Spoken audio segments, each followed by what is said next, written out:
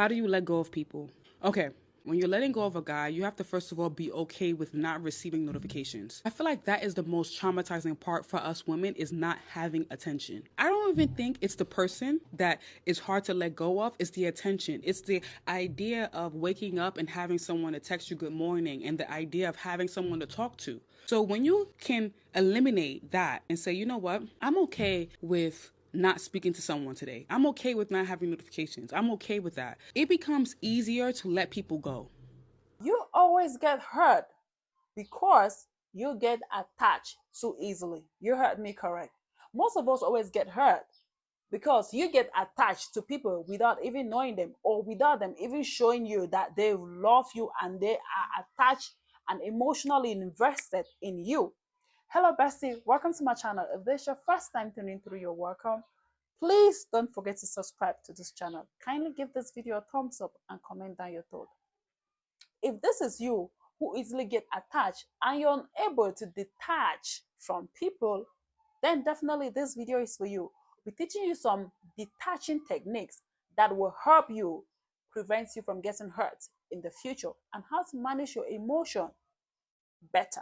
The moment you detach from someone to the point that you could care less if they are in or out of your life, you are happy either way, is when they literally become obsessed with you. You will notice that when you start to focus on yourself, when you wake up in the morning, the first thing you think about is you. When you go to sleep, the last thing you think about is you.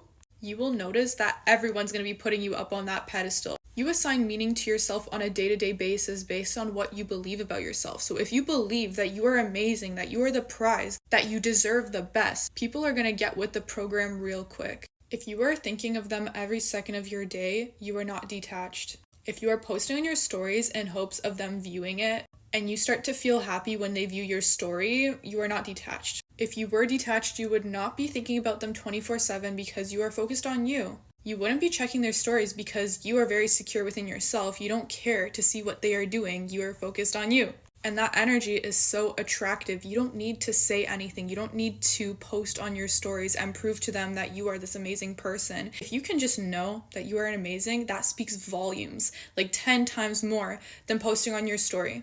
Because at the end of the day, it is energy that draws people towards you. If you don't see your value and worth, nobody else is going to. Even if you meet someone that's really good at helping you feel validated, if you continuously feel insecure and you do not address it, eventually that person is going to start to view you that exact same way, because again, what you continue to believe about yourself is how others are going to view you. Yeah, girl, listen up, because I'm about to tell you how to be detached when dating. Because I know you've been talking to that boy every day for a week and you think that's the love of your life, and you're telling your mom and your dad about him because y'all had one good date.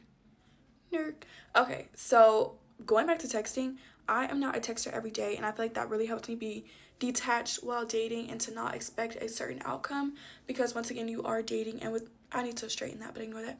But when you're dating, it's not like 100% that you're going to be with that person. So you really need to make sure that you don't get a false sense of relationship and attachment with them. And I feel like texting, being on the phone for hours every single day, is how you develop that false sense of attraction.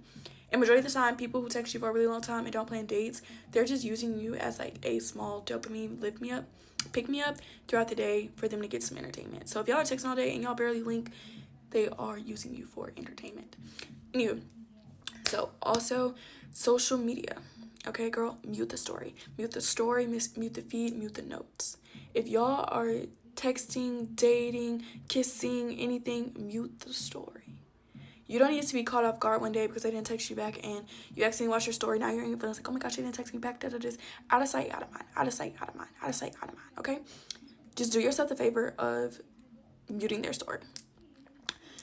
Third, I forgot what the third one was, but give me a second.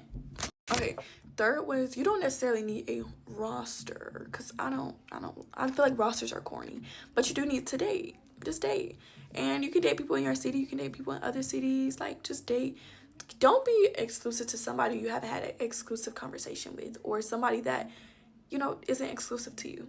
Like, those are really my best ways of not being detached, but take my advice at your own will, because I am single, but I'm single and detached. Like, no man can say that I am like in my bed crying for days because of them. Like, I'm very much detached from every single man that is in my life, and I love that for me. 5 ways to slowly detach. Number 2. I tried this myself. At first, I didn't believe it, but it actually worked. Put the person in your contact under the name of how they make you feel. If that person is a liar, a continuous liar, if that person is a cheater, if that person is a manipulator, if that person is a gaslighter, meaning that they cold one day and hot the next, if that person is constantly trying to put you in a box or mislead you with all type of other things, name that person in the contact exactly how they make you feel. That way, when that name pops on your screen as a text message, or even if they call you, it'll say, hey, who's calling? You look at the phone, you'll see the liar, you'll see the cheater, you'll see the manipulator. And that way you can psychologically get your mind wrapped around the person you're talking to and dealing with. I tried it myself, you all, and I promise you, I was like, wow, it did actually help me to distance myself as far as what type of conversation I was willing to engage in, what type of conversation or things I was willing to believe. Even if that person texts me, hey, what's going on, man? I'm just checking on you, see what's good with you. I put them under the manipulator. I knew it wasn't nothing but a tactic to try and see what was going on in my life. So try it and do it slowly. Now, for all my iPhone people, if you with the person, you just easily switch that back and forth, right? You can switch that contact information back and forth. If you with them, you need to put in whatever it is, put that in. But then when you're away from them, put them in exactly how they make you feel. And like I said, when you're dealing with someone like that, and you're slowly detaching, when you see that name come across your screen and it's saying, oh, this is the liar, or this is the cheater, or this is the manipulator, when you see that come across your screen, it'll mentally help you detach from being that person and being ready and prepared to jump to that person's aid. So that's number 2. Put how that person makes you feel in your phone under their contact name. Okay, so I just heard the most insane but genius way to get over someone so quickly. If you're trying to detach from like outcome, or you're just trying to detach from like a human who maybe kind of wounded your ego or something like that, because sometimes we think that like we're just heartbroken when really we're not heartbroken. Our egos are just wounded. And a quick way to find out like where you really are on the spectrum is grab a piece of paper, grab your journal, open it up, and you're going to write that person's name or that thing's name, and write down the things, like let's say we're talking about Fred, and Fred, I'm going through heartbreak with Fred. You write Fred's name at the top of this sheet. You write likes and dislikes.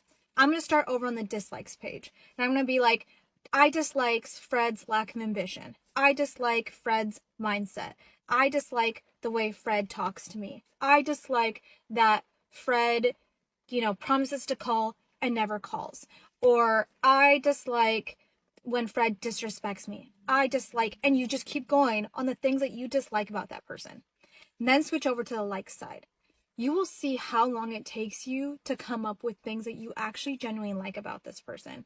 And that will really tell you if it's your ego that's wounded or if you even like this person. And when you're done filling out that list, you are completely over this human, because you're like, what am I like ruining my day for over somebody that I don't even like? Instantly, you're over them. You're done. I don't know. This is just so insane. Like, I did it this morning and it's like, it blew my mind. I'm going to link the girl who like inspired this in my bio, but so insane. You need to go to her page. You need to like listen to a lot of her things, because the mindset of this is just chef's kiss. Detaching from a man is like this secret sauce to getting him to chase you, because remember, the less you need a man, the more he needs you. That's the way it always works. But I get a lot of questions from women like, how do you actually detach from a guy that you really like? So here are 5 simple ways to do that. Number 1, realize that if you are attached to a man and he's not showing up as the boyfriend you deserve, then there is some kind of reward you are getting from that attachment. Maybe he's really successful and that validates you to have him in your life. Maybe he's really attractive and it makes you feel good enough to be seen with him. You have to do some internal reflection and see, what are you really getting out of hanging on to this man who's not showing up as the boyfriend that you deserve? And then step 2, You have to start filling that void within yourself. So if he's providing you with maybe your identity, maybe he does a lot of really fun things, the invitation here is for you to start filling that void within yourself. How can you schedule more fun things with your friends? If he is providing you with validation, how can you start to love yourself more so you no longer seek validation outside yourself? Step 3, remember that your self-respect has to be higher than your feelings. No matter how much you like this guy, no matter how great and sexy and hot and rich and tall he is, you have to remember that you are always going to be your number one priority.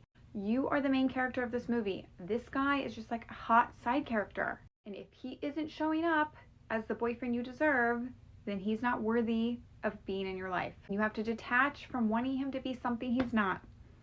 So no matter how great he is, he maybe just isn't that dude. And that's sad for him. Stop seeing it as a reflection of you not being good enough. And it's actually a reflection of him not being good enough. Step 4, you have to become neutral to his actions. Employ the okay noted method. If he doesn't text you back, it doesn't ruin your mood, it doesn't ruin your day. It's okay noted. You aren't worthy of being in my life. If he doesn't book the dinner on Friday like he said he was going to, okay noted. Your word means nothing. Ew. See how you're no longer taking his actions as meaning you're not good enough or worthy or sexy or hot or whatever? It's he's not worthy enough. The universe is giving you a sign right now that he shouldn't be in your life.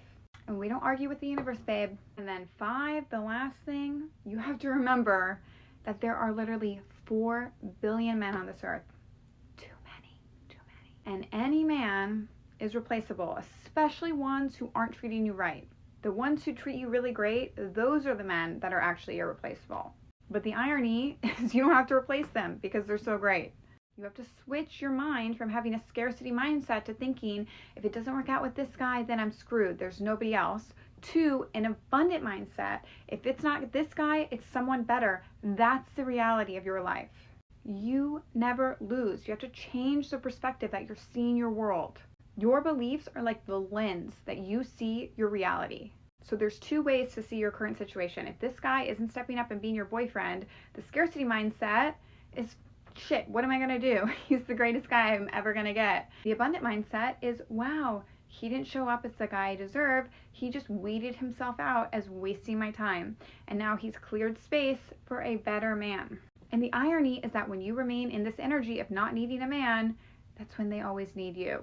Like, I swear to God, this never misses, you guys. I'm going to share with you guys how I literally detach from any single human being in 1 week. For some of you, that might sound crazy, but this technique has literally never not worked for me. So if you struggle with detachment and you really want to detach from people quickly, then watch this video. If you don't care and you like to be attached to people, that's cool. Number 1 step to detach from anybody within 1 week is to go no contact. You have to be no contact for the entire week. Now, if you have them on social media and their posts or whatever is triggering you, you need to either get rid of your social media, mute them, delete them, whatever. This person cannot be in your life for this week. Sometimes I find myself wanting to say things to this person, so I will write it in my notes app. And after a week, if I feel like saying it to them, I will say it to them, but that never happens. Just absolutely do not break no contact for at least 1 week. Number 2, you're gonna be sad.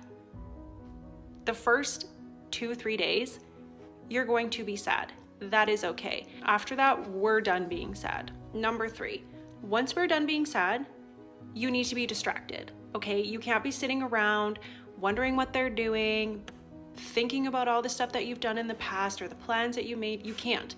The second you start thinking about those things, go do something else. Force your friends to hang out with you, read a book, go for a walk, don't care. Just don't think about them. Number 4, I'm going to allow you to start thinking about them. But when you think about them this way, it's in the sense that we're taking off those rose-colored glasses. They no more are this perfect person. Your relationship or whatever it was, that wasn't this great thing. Honestly, I think about all the bad things that happened during this time. It's a little extreme, but it works for me. Number 5, remember who you are. Remember your value. You have spent so much time focusing on how great they are. Now it's time to remember how great you are. And maybe you didn't lose them, they lost you. And number 6, remember and know in your heart that everything happens for a reason. If you were meant to be with this person or they were meant to be in your life right now, they would be, okay? Start thinking of the possibility that there are bigger and better things out there for you than this person. Now, if after a week you're still hung up on this person, I'm not really sure. Maybe do it again. But I've never, after 7 days of going through these 6 steps, I've never once gone back to a person and been like, I still miss you. No. After 7 days, I know my worth. I know that what's meant to be is meant to be and it will happen. And I'm no longer hung up on anybody. So if you have an attachment to this person and you want to detach from this man or this relationship situation, you have to be real with the illusions that you have created in your head. Here's an example. For me, I was dealing with my ex. We broke up in like 2018. I was healing for about 3 years for that, okay? It took me a while. And the reason why is because my attachment style was, first of all, it was me creating all these illusions in my head of what I thought the relationship was. Examples like this. Oh, I think he's going to get better. Oh, he should understand. Oh, he's going to do this, that, and the third. And none of those things ever came true because I was creating these fantasies in my head of things that were not realistic. The reality was this. He's not the same person emotionally as me. That doesn't make him a bad person, but he's just not at the same level as I am at. And when I understood that thoroughly, I was able to remove myself and detach. Now, people have a habit of when they hear healing from your past, they think about healing from that previous relationship, from that other ex before this one, all right? Or that other situationship before this one. But I don't want you to just heal from the recent things. I want you to heal from everything. I want you to go all the way back in your past, all the way into childhood. Because if we're gonna break this cycle, if we're gonna break these unhealthy attachments, then we have to get to the root of the issue. And we have to understand that by sweeping it under the rug, we're just guaranteeing that we remain in a negative cycle that won't be broken until we face it for what it is. So you've got to be willing to embrace the healing process. And they don't get emotionally attached. They think of you as, oh, one of my girlfriends. Oh, you're going to be a girlfriend. You're going to be my girlfriend. Then I'm going to break up and go explore some new options and have some more girlfriends, okay? They're not looking for a wife at 25, okay? They can't afford a wife at 25. So why do women want to pressure these young guys to get married at such a young age and then get mad when they cheat on you? They're not ready, okay? So you need to go in with a goal and a purpose so that when you leave out or when the relationship comes to an end because they're 25 or because they're not into you anymore or because they want to move on and explore other options, you got your goals checked off, you got everything on your list, and you leave with something, okay? If you have a backup plan or a plan B, you just go straight to plan B after plan A leaves, okay? So you always have that back pocket person, that back pocket relationship, that guy you put on friend zone list, you know, somebody that you know is waiting in line for you. And that way, that will help you, if you do have a little bit of an emotional attachment, it will help you transition and not feel like, you know, you've been dumped or abandoned, or it won't make you feel sad for long because you just jump right into this one, you know. And that man will be so happy because he's been on the friend zone for forever. Now he gets to buy you stuff too. You go into that one with goals. Go into that one with goals. Get you another plan, a backup plan with, you know, you might not need it right away, but be working on it, okay? Have somebody else in your back pocket. Because when these guys leave you or dump you, they're moving on. They're not looking back. They're not crying. They're not on the phone talking about what went wrong. They're out having a blast, meeting new people, traveling, and exploring options in life, which is what you should be doing as well.